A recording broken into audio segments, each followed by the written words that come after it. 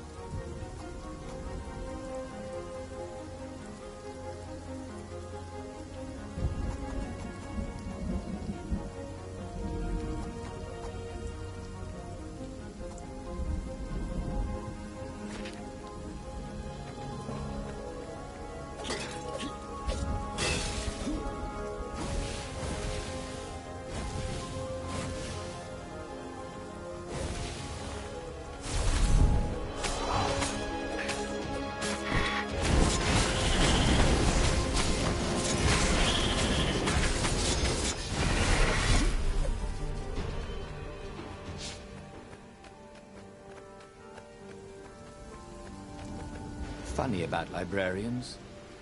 People thought of them as fussy clerks who shushed them for talking.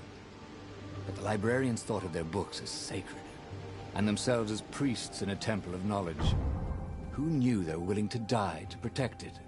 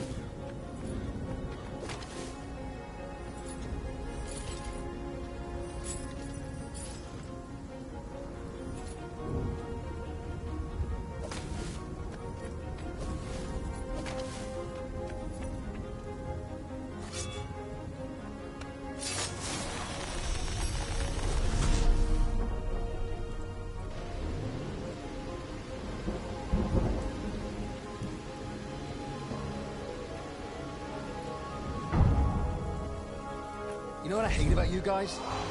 Everything.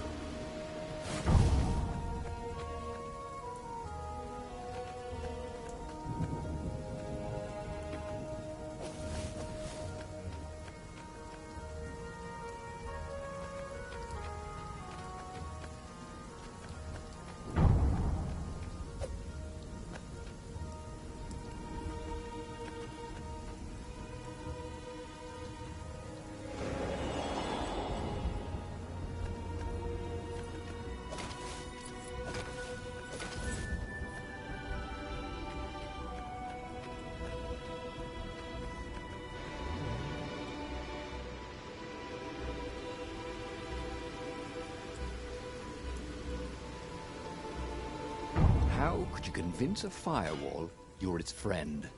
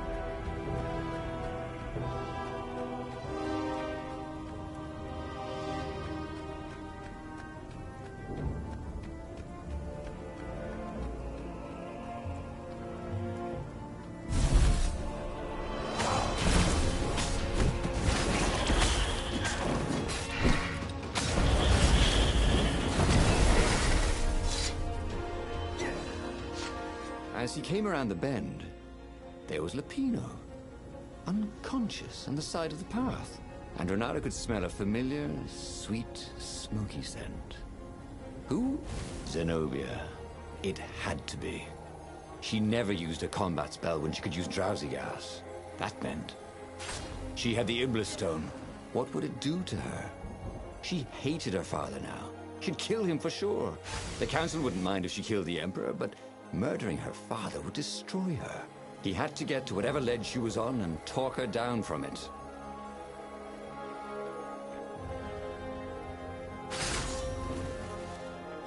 These things could really use a hand.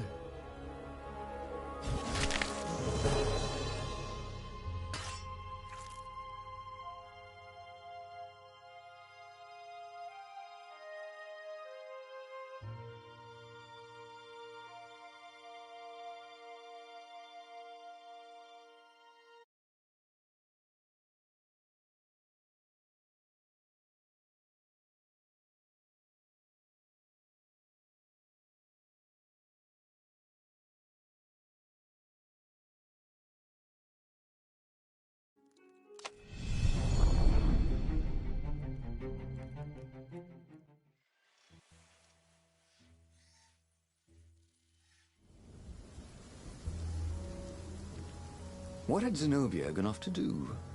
What was more important than meeting the rebel council? Had he made a mistake, sending her to the ruins? No. He knew they could trust each other. He could trust her because she never broke her word.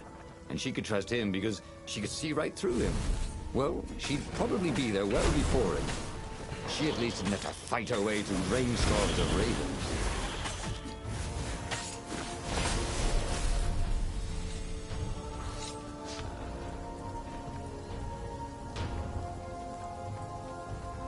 Funny about librarians. People thought of them as fussy clerks who shushed them for talking. But the librarians thought of their books as sacred, and themselves as priests in a temple of knowledge. Who knew they were willing to die to protect it?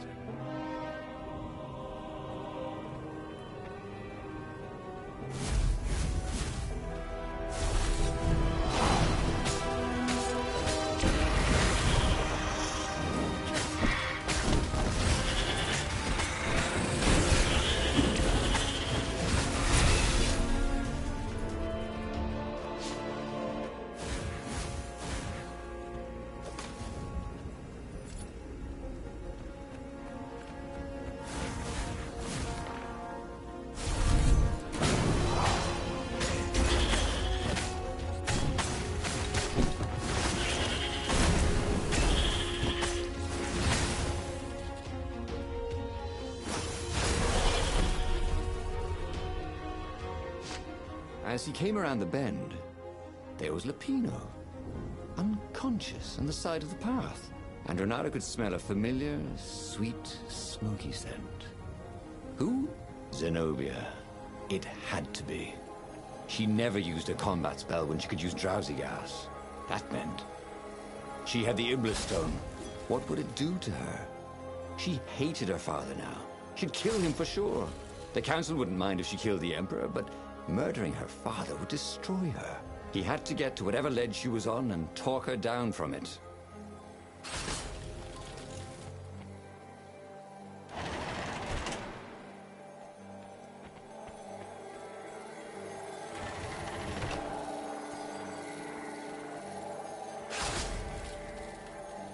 Anyone ever tell you have a lovely eye?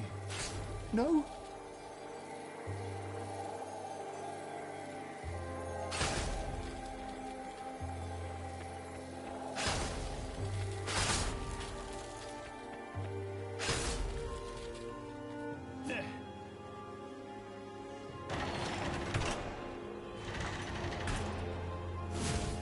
Long stairs. So he was close to the rebel base.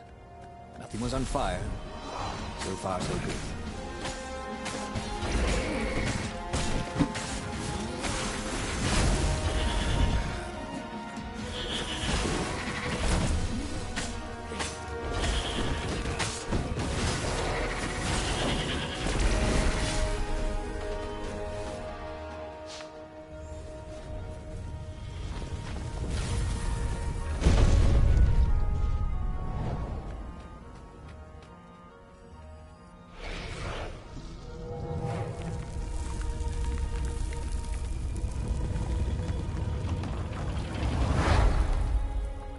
Everyone in the council chamber was dead.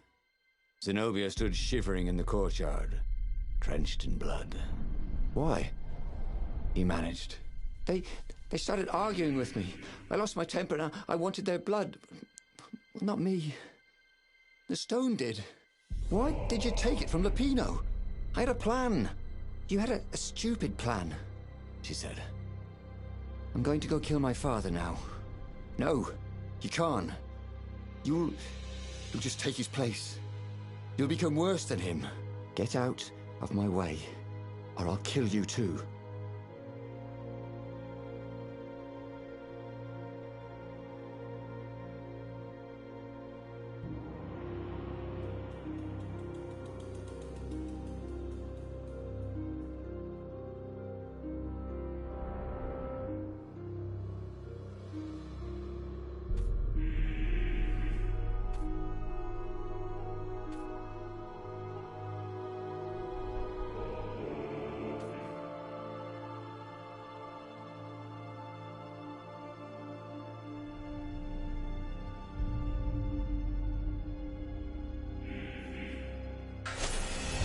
You won't kill me, he said.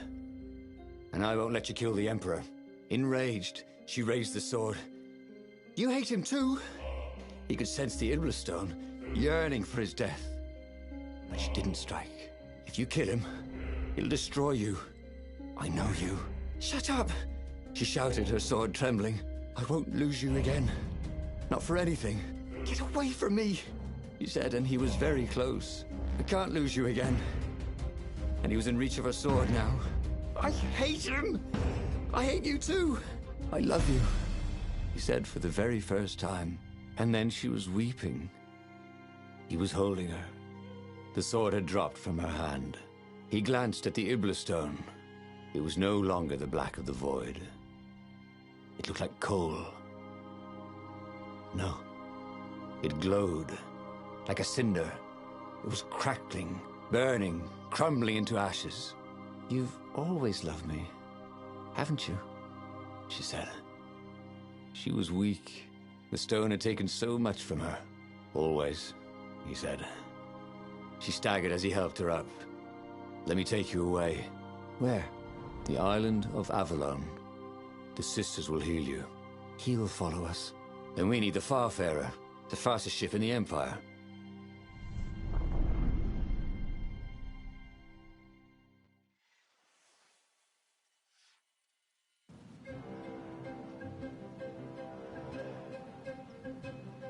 The Empire had seized his ship. They'd have to take it back.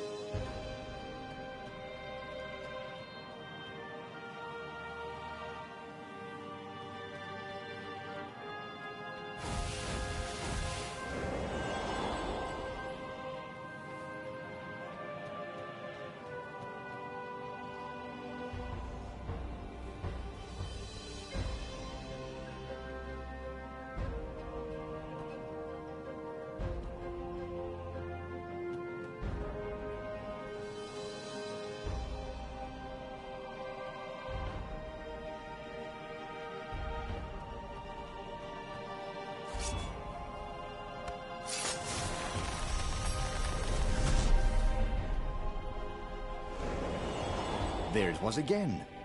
The back door to the portal that went to the center of the fleet.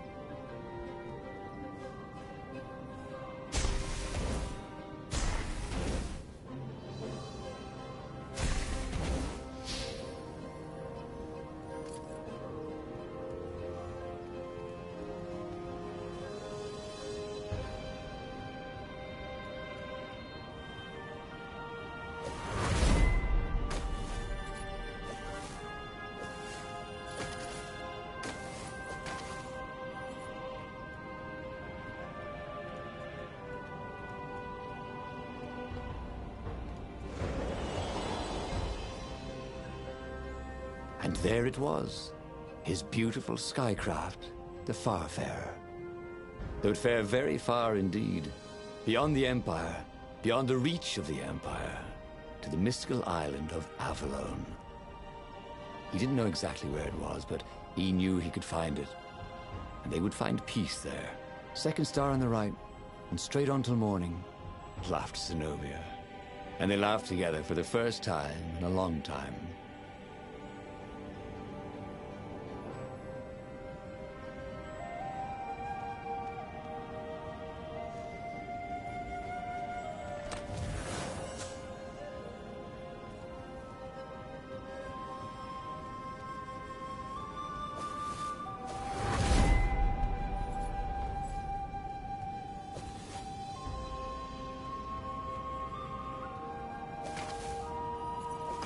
Say, how are you guys fixed for life insurance?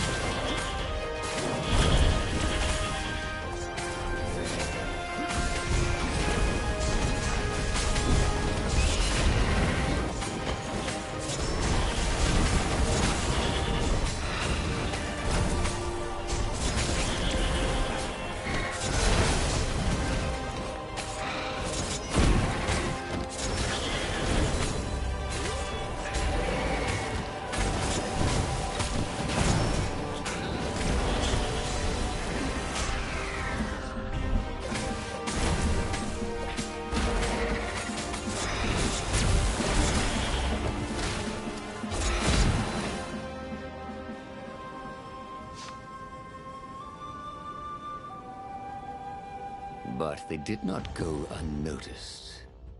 Scout ships lifted off, and the long lance of the Imperial flagship. Bernardo turned downwind to gain speed. The Raven ships could pursue, but they couldn't close. The Farspeaker croaked, "You return her and live!" "Go sacrifice yourself," yelled Bernardo. "Then you won't have her either." On the flagship, the Emperor was readying some arcane weapon. It couldn't be. It was the core. A devastating beam lanced out of the flagship. Bernardo zigzagged wildly to keep the Farfarer out of it. Now the Raven scout ships were closing the distance, and the beam was getting closer too. Then came a blinding flash, and the air was searingly hot all around him. There was a thunderous, deafening roar. He could smell burnt oak and burnt feathers and burnt flesh. But when he could hear and see again, they were alive and unhurt. And they were alone in the sky. Zenobia embraced him. They had done it. Through luck and through love, they had won the war. "Avalon, here we come," he said as he held her arms wide in the prow of the boat and let her feel its speed. "Maybe the real Avalon is wherever we're together," she said. And so, after a bit of an argument, Reynardo and Zenobia went to one of the two Avalons. The one shrouded in mists, or the one in their hearts. But which one they went to, I'll never tell. He'd done it. He'd forged his own destiny. Well, he hadn't actually done it. But he knew what he would do. Reynardo smiled at the book. He practically wanted to kiss it. The kid's sacrifice hadn't been in vain. He'd saved the book and saved the world. Reynardo owed him and his mother so much. Reynardo lowered the mainsail and let the Farfarer shoot forward in the breeze. Second star to the right, and straight on till morning. This time, he would win.